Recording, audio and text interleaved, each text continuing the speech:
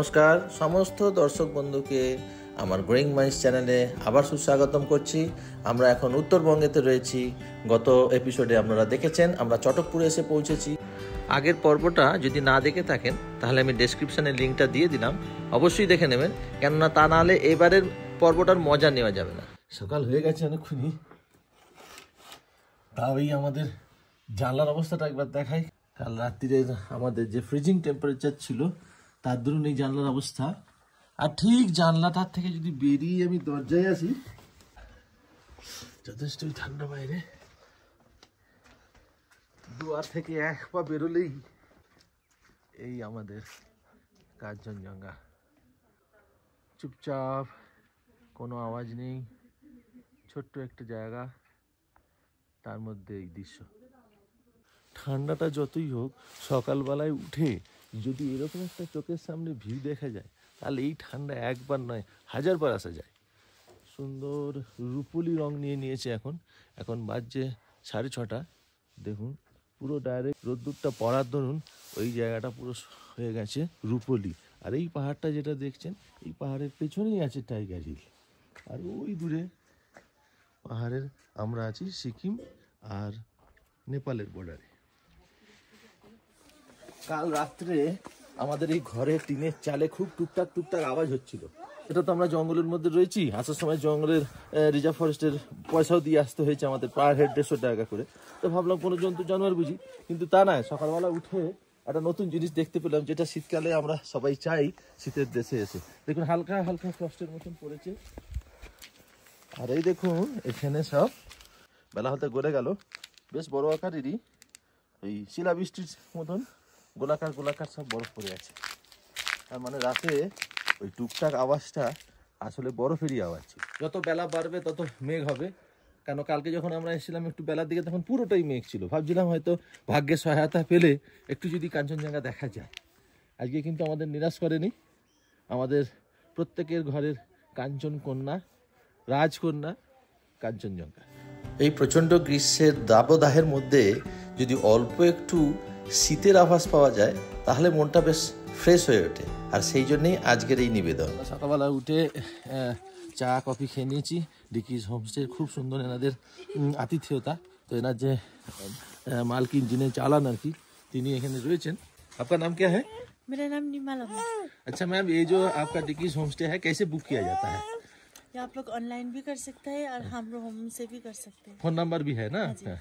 ठीक। तो ऐसे अगर 4 आदमी का फैमिली आएगा तो आपको कैसे खाना पीना सब रहेगा ना?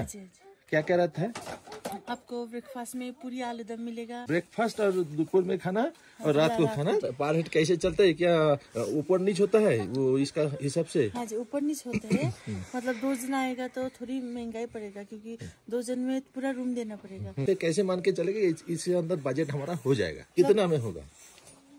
वो तो मतलब कभी कभी बहुत ज्यादा भी आते हैं, वो तो हम बता नहीं सकते। अच्छा, क्योंकि अक्टूबर सीजन बहुत ज्यादा है। ठीक है, थैंक यू मैम।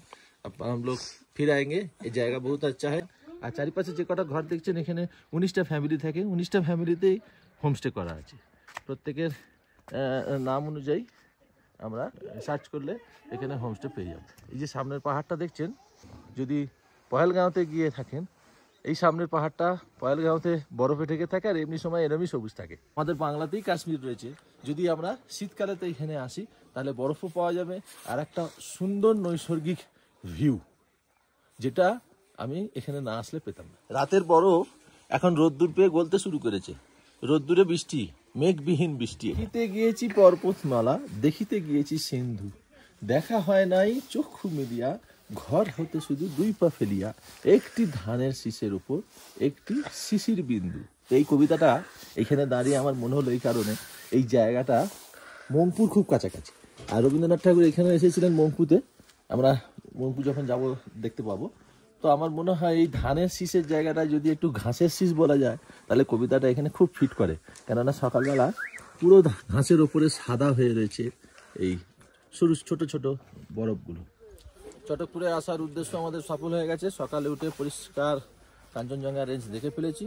তো আমাদের এখন সকালে ব্রেকফাস্ট করে চেক আউটের টাইম, গাড়ি আমাদের রেডি, আমরা চললাম আর একটা নতুন স্পটে। প্রত্যেকবারই দার্জিলিং ট্যুরের সময় আমরা দেখেছি ছোটবেলা থেকেই দেখে আসছি, হয় দার্জিলিং, কার্শিয়াং অ্যান্ড কালিম্পং, সঙ্গে কিছু চা বাগান।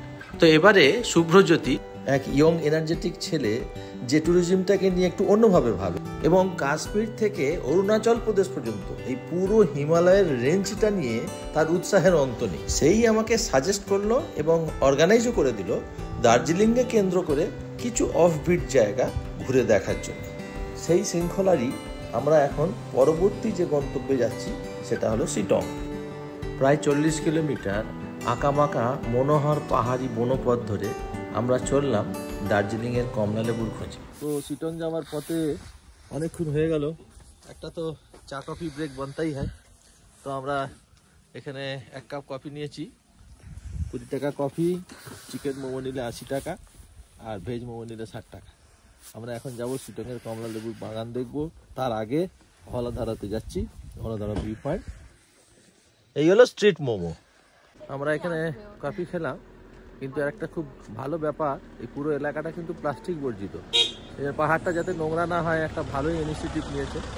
তো আমিও ওই ডাস্টবিনে গিয়ে, যদিও কাপটা কাগজের ছিল, কিন্তু ওইখানেই ফেললাম।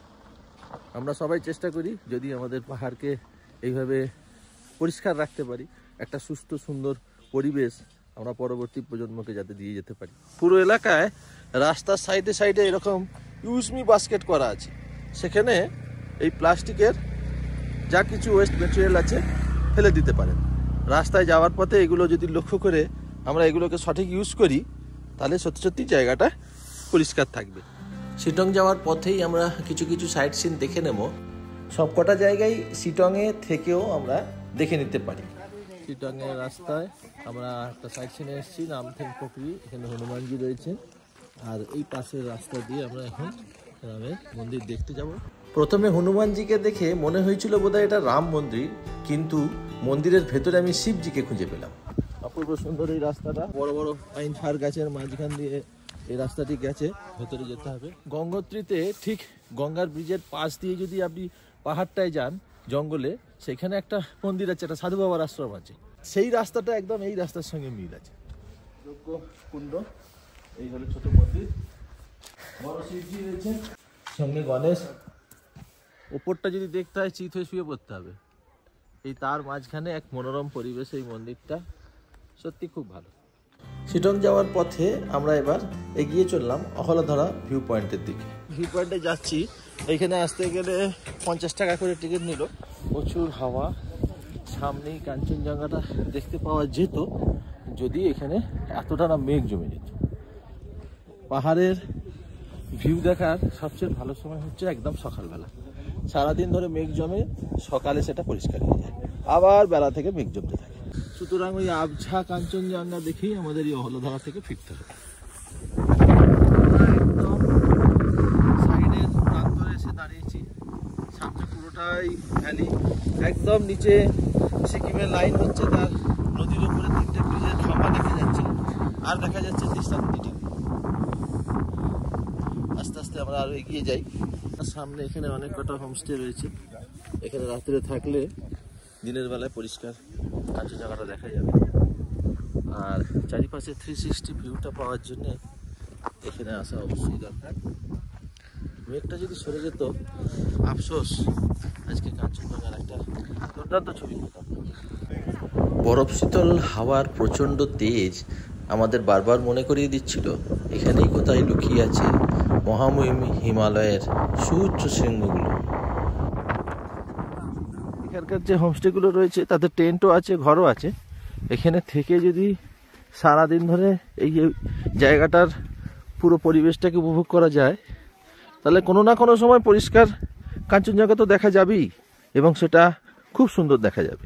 ওই দূরে হলধারা ভিউ পয়েন্টের যে প্রথম জায়গাটা এসেছিলাম আমরা, সেইটা। আর আমি ওখান থেকে নেমে এক্সটেন্ডেড পোর্শন যেটা আছে সেইখানে চলে এসেছি, একদম প্রান্তে। নেমে তো পড়েছি, এবারে এই পুরো খাড়াইটা দেখি কিভাবে ওঠা যায়, না পারলে হামাগুড়ি দিয়ে দেবো।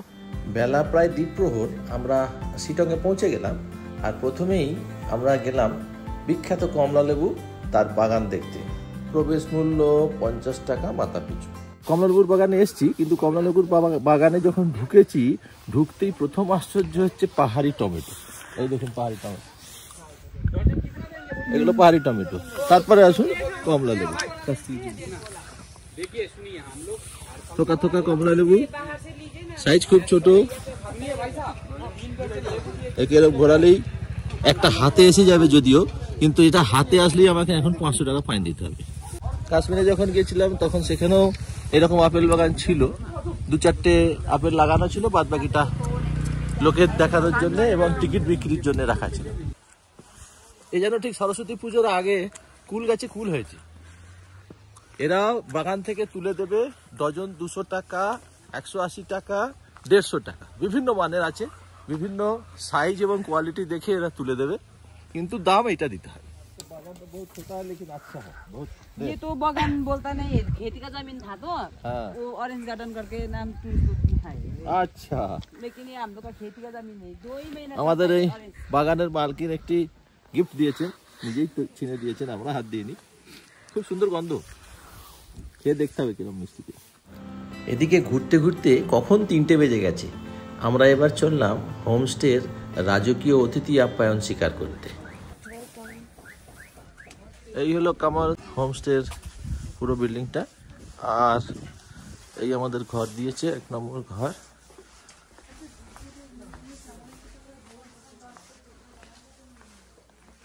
সুন্দর সাফ সুতরা,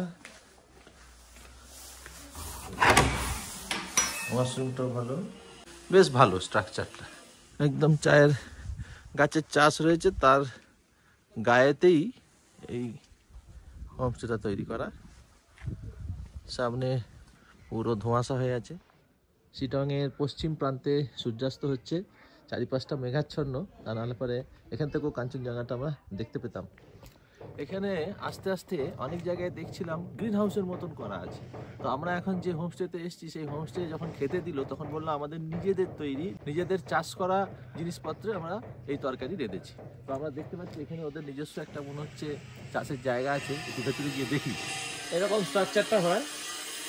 এখানে ঘর সাজানোর জন্য কিছু ফুল গাছও করেছে শীতকালীন, আর কিছু শাকপত্র চাষ করেছে ছোট ছোট জায়গায়।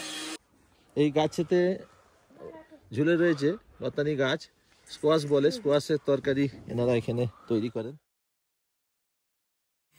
আমাদের হোমস্টের কাছেই, একদম কাছে মানে একদম লাগোয়া রয়েছে টি গার্ডেন। এই চা সব এখন ঠান্ডার সময় কেটে দিয়েছি যাতে করে নতুন নতুন আবার পাতা বেরোয়, ছাঁটা হয়েছে জাস্ট। আমরা একটু ভেতর দিকে যাই, নিজস্ব চা গার্ডেন এদের যখন আমরা ঢুকতেই পারি। আমরা এসেছি শিটংয়ের চা বাগানের ভেতর থেকে পশ্চিমের সূর্যাস্ত দেখতে। চারিপাশে কুয়াশা, কুয়াশাগুলো লালচে হয়ে উঠেছে। পশ্চিমে সূর্য অলরেডি অস্ত চলে গেছে, সূর্য ডুবে গেছে ঠিকই, কিন্তু তার রেস্টটা রয়ে গেছে। আমরা একদম পশ্চিমের ভিউ পয়েন্টে এসেছি, আর আমরা আছি সেই লাল রঙের হোমস্টেতে। অপূর্ব সুন্দর, সঙ্গে হিমেল হাওয়া।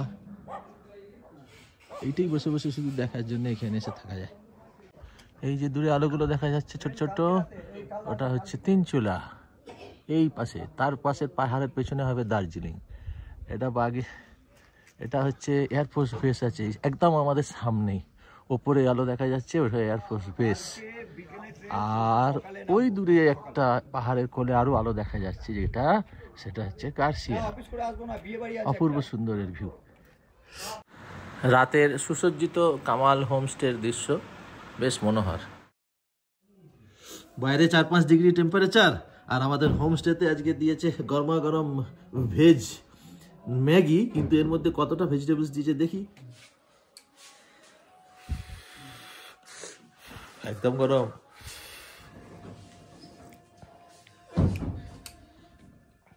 ভালো বানিয়েছে। রাত 9টার সময় আমাদের হোমস্টের মালকিন একদম গরমা গরম চিকেন কষা আর রুটি দিল। রাতের ডিনারটা সারলাম। প্রসঙ্গত বলে রাখি, আমাদের শুভ্রজ্যোতি তার ছোট সংস্থা বি বাঞ্জারাসের মাধ্যমেই আমাদের এবারের অফবিট দার্জিলিংয়ের পুরো প্রোগ্রামটা সাজিয়েছে, এবং প্রত্যেকটা হোমস্টে দুর্দান্ত দিয়েছে। তার খাওয়া দাওয়া, তার সজ্জা সব খুব সুন্দর। ফোন নাম্বারটা আমি ডেসক্রিপশানে দিয়ে রেখেছি। এবারের পর্বের ইনফরমেশনগুলো নিশ্চয়ই ভালো লেগেছে আপনাদের, আর ভালো লাগলে অবশ্যই লাইক করবেন, শেয়ার করবেন, নতুন হলে সাবস্ক্রাইব করবেন। আমরা ধীরে ধীরে দার্জিলিংয়ের দিকে এগোচ্ছি, চোখ রাখুন আমাদের চ্যানেলে। নমস্কার।